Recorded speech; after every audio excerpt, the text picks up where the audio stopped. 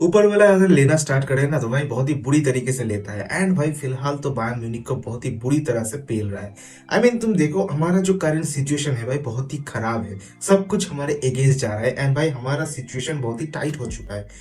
पिछले अगर तुम एक दो हफ्ते की बात करोगे भाई, हम डीएफबी पोकल से एलिमिनेट हो चुके हैं। हम भाई हमारे जो इंपॉर्टेंट और जो क्रूशियल प्लेयर्स है भाई वो सब इंज्योर हो चुके हैं। हम भाई बुंदेसलीगा में पॉइंट्स ड्रॉप कर रहे हैं, भाई बुंदेसलीगा में मैचेस हार रहे हैं। एंड भाई फाइनली एक और शॉक, दैट इज फ्लोरियन विस इज नॉट गोना कम। देखो बहुत सारे बायर्न फैंस हैं मेरी तरह जो कि भाई चाहते थे कि फ्लोरियन विस आए। हम लोगों का एक एक्सपेक्टेशन था कि फ्लोरियन विस और मूसियाला को हम एक साथ देखेंगे। विस आला बहुत सारे मतलब क्रेजी क्रेजी नेम्स भी हमने देना स्टार्ट कर दिया था। तो ये हमारे लिए बहुत ही एक अच्छा एक्सपेक्टेशन था कि भाई दोनों को एक साथ हम देखेंगे, मतलब क्रेजी टीम होगा। लेकिन फिलहाल जो न्यूज़ आ रहा है भाई, this is gonna sign a new contract with Bayer Leverkusen. And भाई वो बायर्न म्यूनिख नहीं आने वाला है अभी, अकॉर्डिंग टू द सोर्सेज यही पता चल रहा है। एंड भाई ये न्यूज सुनकर भाई बहुत सारे बायर्न फैंस बहुत ही ज्यादा हर्ट हुए हैं। अब मैं इस पॉइंट ऑफ टाइम में ना तो ज्यादा हर्ट हुआ हूं एंड ना तो ज्यादा खुश हूं। मेरे लिए ये एक good and bad both situation है। कह सकते हो अब फ्लोरियन विर्ट्ज के बायर्न म्यूनिख पे ना आना, इसका बोथ गुड एंड बैड दोनों साइड ही है। और भाई आज की इस वीडियो में दोनों साइड को लेकर भाई हम बात करने वाले हैं। तो भाई चलिए शुरू करते हैं बिना किसी बकचोदी के। शाबाश। अब इस पॉइंट ऑफ टाइम में हमें खुद से ये सवाल पूछना चाहिए कि भाई फ्लोरियन विर्ट्ज हमारे लिए नीड था या फिर लग्जरी। अगर तुम किसी भी बायर्न फैन से अभी इस पॉइंट ऑफ टाइम में पूछोगे कि भाई अभी हमारे करंट स्क्वाड में कौन से प्लेयर की कौन सी पोजीशन की भाई नीड है, तो भाई कोई भी आंख बंद करके बोल देगा कि एक लेफ्ट विंगर चाहिए, एक मिडफील्डर चाहिए एंड अगर हो सके तो भाई एक centre back and we all are set. मतलब ये बेसिक थ्री नीड्स है हमारे लिए। अब अगर फ्लोरियन विर्ट्ज को हम साइन कर लेते हैं तो भाई ऑलरेडी सेम प्रोफाइल का player that is Jamal मूसियाला already available है। एंड भाई उसको अपना पोजीशन छोड़ के भाई लेफ्ट विंग पे शिफ्ट होना पड़ता था, ये करना पड़ता था, ये स्विच करना पड़ता था। एंड भाई एज ए सीएम भाई फ्लोरियन विर्ट्ज को हम देखते हैं। एंड ऑल्सो भाई इसके वजह से भाई सैक्रिफाइस करना पड़ता दैट इज पॉल वार्नर को। पॉल वार्नर को गेम टाइम नहीं मिलता एंड भाई उसको बिल्कुल भी मौका नहीं मिलता, शायद भाई उसको बेचना भी पड़ता था। तो ये सिचुएशन बनता अगर हम फ्लोरियन विर्ट्ज को साइन करते, तो there would be no place for another new winger, another new midfielder और अनदर सेंटर बैक। तो जो हमारा नीड था वो तो बिल्कुल भी मतलब पॉसिबल होता नहीं। टू बी ऑनेस्ट, अगर हम ये जो 150 मिलियन, लगभग 150 मिलियन का एक अमाउंट हमने सेट करके रखा था फॉर फ्लोरियन विर्ट्ज, भाई ये हमने सेव कर लिया है। अब हम अपने जो रिक्वायर्ड पोजीशन से, जो हमारे नीड पोजीशन से, उन पे भाई हम इन्वेस्ट कर सकते हैं। तुम एक चीज ध्यान से सोचो, अगर हम फ्लोरियन विर्ट्ज का साइनिंग कर लेते तो एक सीजन में एक ऑलमोस्ट 120 टू 150 का मिलियन का एक साइनिंग हम कर लेते तो भाई उसके बाद मुझे नहीं लगता कि भाई बायर्न बोर्ड और भी कुछ साइन कर पाता। ये भाई पॉसिबल ही नहीं हो पाता। एंड मैं जितने टाइम से भाई बायर्न को फॉलो कर रहा हूँ भाई, मैंने तो कभी नहीं देखा कि बायर्न को इतना ज्यादा पैसा एक ट्रांसफर विंडो पे खर्च करते हुए। एंड अगर हम फ्लोरियन विर्ट्ज को लेकर आते तो मुझे नहीं लगता कि कोई और प्लेयर को हम खरीद पाते। एंड भाई हमारा नीड जो कि बेसिक नीड था वो भाई फुलफिल नहीं होता। एंड भाई सेम ही रिजल्ट होता, कुछ इसी तरीके का सीजन चलता हमारा भी। सो मेरे हिसाब से अभी हमारे उस लग्जरी साइनिंग को भाई साइड में रख के हमारा जो बेसिक नीड है उस पर अब ध्यान देना चाहिए। अब इस नीड को, इस बेसिक नीड को भाई संभालने के लिए, इसको देखने के लिए भाई क्या क्या ऑप्शंस हमारे पास अवेलेबल है at this point in the transfer market, ये हमें देखना पड़ेगा। मैं जानता हूँ कि भाई तुम में से बहुत सारे लोगों को ऑलरेडी पता है कि कौन से प्लेयर्स अभी मार्केट पे अवेलेबल है हमारे लिए, लेकिन भाई इनमें से जिनको मैं प्रेफर करता हूँ भाई उनका नाम मैं लेने वाला हूँ इस वीडियो में। तो भाई सबसे पहले मैं बात करना चाहूंगा ओमर मरमाउश की। भाई बंदा किस तरह से भाई बुंदेसलीगा डोमिनेट कर रहा है भाई हम सबको पता है। फ्रैंकफर्ट का one of the crucial player बन चुका है एंड भाई हैरी केन के जस्ट नीचे ही है, टॉप गोल स्कोरर भी बन सकता है, हैरी केन को चैलेंज डाल सकता है। तो भाई हमारे लिए बहुत ही क्रेजी ऑप्शन बन सकता है दैट इज ओमर मरमाउश। अब बंदा प्रॉपर लेफ्ट विंगर भी नहीं है, प्रॉपर स्ट्राइकर भी नहीं है, तो भाई इसका पोजीशन के लिए भाई हमें थोड़ा टैक्टिकल स्विचेस करना पड़ेगा, बट वो अलग सी बात है। लेकिन भाई ये हमारे लिए एक अच्छा ऑप्शन बन सकता है। दूसरा है भाई लुइस ओपेंडा, आरबी लाइप्जिग में ये बंदा भी भाई क्रेजी सीजन जा रहा है इसका, बहुत ही क्रूशियल प्लेयर बन चुका है for RB Leipzig. After the Xavi Simons injury भाई, इस बंदे का परफॉर्मेंस तुम देखो भाई, बंदा क्रेजी जा रहा है और पिछले साल से भाई मैं इसको फॉलो कर रहा हूँ भाई, बंदा क्रेजी है। तो he can be also a great option for us. इसके बाद भाई मैं एक एक्स बुंदेसलीगा प्लेयर के बारे में बात करना चाहूंगा, दैट इज भाई रैंडल कोलो मुआनी। बंदे का सिचुएशन अभी पीएसजी में अच्छा नहीं है एंड भाई PSG are willing to sell him in the January transfer window. तो भाई मेरे हिसाब से भाई रैंडल कोलो मुआनी एक अच्छा ऑप्शन, एक अच्छा बैकअप ऑप्शन हमारे लिए बन सकता है। He also can play as a striker, as a left winger. Basically striker के पोजीशन पे ही खेलता है, तो भाई एज ए केन बैकअप हम इसको ले सकते हैं। नेक्स्ट ऑप्शन जो कि भाई बन सकता है दैट इज डॉर्टमुंड का गिटेंस। भाई गिटेंस बहुत ही क्रेजी बंदा है और बहुत ही क्रेजी सीजन जा रहा है अभी तक। हमारे अगेंस्ट भाई डॉर्टमुंड का जो गेम गया था उस मैच में भी भाई बहुत ही क्रेजी गोल मारा था एंड भाई गिटेंस का अभी करंट फॉर्म भी बहुत ही अच्छा चल रहा है एंड भाई he could be a great option for us. अब अगर थोड़ा बाहर थोड़ा एक्सपेंसिव साइनिंग्स की बात अब करोगे तो भाई कविचा क्वारात्स्केलिया फ्रॉम नापोली। मुझे पता है कि भाई ऑलमोस्ट इम्पॉसिबल है ये ऑप्शन, लेकिन Khvicha Kvaratskhelia is one of the मतलब वर्ल्ड क्लास विंगर्स में एक है। तो भाई we need this kind of wingers and भाई ऐसे डायरेक्ट विंगर्स की जरूरत है।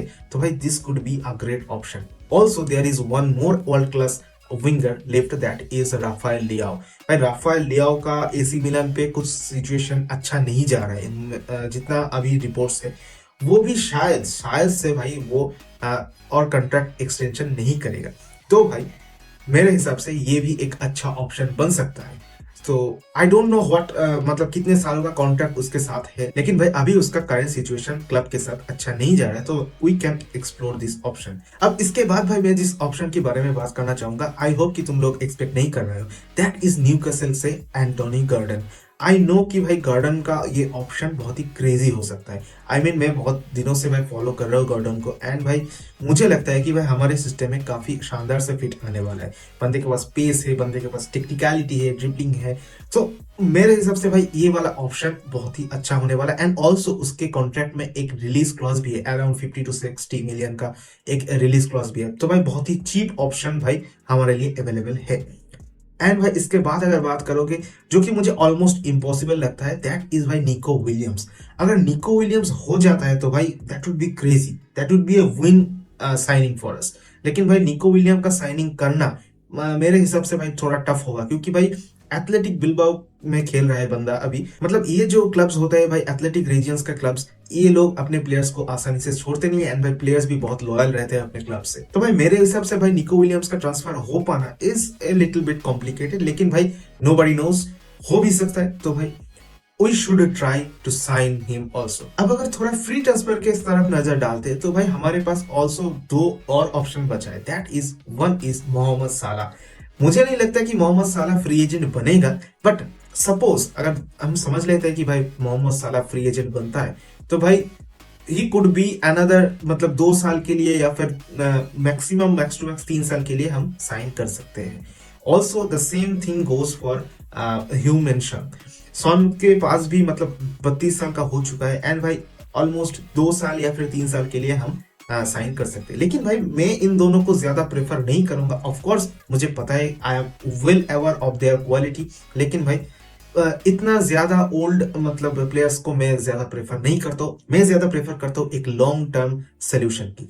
तो भाई मैं ज्यादातर भाई यंगर विंगर को ही भाई पसंद करूंगा। Now last but not the least, Rodrigo is another option जो कि भाई हमारे लिए क्रेजी ऑप्शन बन सकता है। आई मीन आई नो कि भाई रोड्रिगो का ये जो रिसेंट सीजन जा रहा है कुछ खास नहीं जा रहा है मैड्रिड के साथ। बंदा बहुत ही मतलब ज्यादा इंजरी प्रोन है, बहुत ही फ्रिक्वेंटली इंज्योर हो रहा है एंड भाई मुझे कहीं ना कहीं इसके वजह से भाई थोड़ा बहुत मतलब अच्छा नहीं लग रहा है, मतलब अच्छा फील नहीं आ रहा है कि भाई इसका ट्रांसफर होना चाहिए।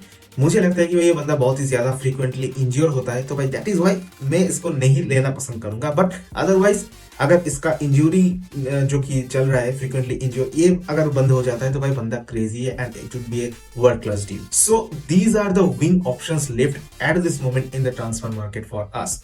अगर तुम लोगों के पास और भी ऑप्शंस हैं तो भाई please do let me know in the comment sections. अब आते हैं भाई हमारे मिडफील्ड को पोजीशंस को लेकर। आई मीन हमारे मिडफील्ड में भी काफी सारे ऑप्शंस हैं, लेकिन भाई आई वुड प्रेफर कि भाई एक और साइनिंग होना चाहिए जो कि भाई थियागो लाइक एक अच्छा रिस्पॉन्स हमें दे पाए। ऑफ कोर्स भाई हमारे पास अभी मार्केट में ज्यादा ऑप्शंस अवेलेबल है नहीं, लेकिन भाई कुछ नाम मैं मेंशन करना चाहूंगा। दैट इज, पहला तो है भाई फ्रेटेसी। भाई फ्रेटेसी का मतलब अगर तुम देखोगे डिफेंसिव एबिलिटीज के साथ साथ भाई अटैकिंग थ्रेड्स भी, मतलब ओवरऑल एक अच्छा बॉक्स टू बॉक्स प्लेयर ये बन सकता है। थोड़ा बहुत क्रिएटिविटी भी ला सकता है, थोड़ा बहुत डिफेंसिव स्टेबिलिटी भी दे सकता है। तो भाई अगर फैलिना के साथ अगर हम रखते हैं या फिर किमिक के साथ अगर हम रखते हैं तो भाई क्रेजी क्रेजी स्टेबिलिटी देगा इन द मिडफील्ड। दूसरा एक ऑप्शन जो कि मैं बहुत ही प्रेफर करता हूँ दैट इज निको बैरेला। मैं बैरेला को मुझे पर्सनली बहुत ही पसंद है एंड मैं बैरेला को मैं देखना चाहता हूँ इन बायर्न जर्सी। ये मेरा ड्रीम साइनिंग होगा। लेकिन भाई ऑलमोस्ट इम्पॉसिबल डील है ये, लेकिन भाई ट्राई कर सकते हैं।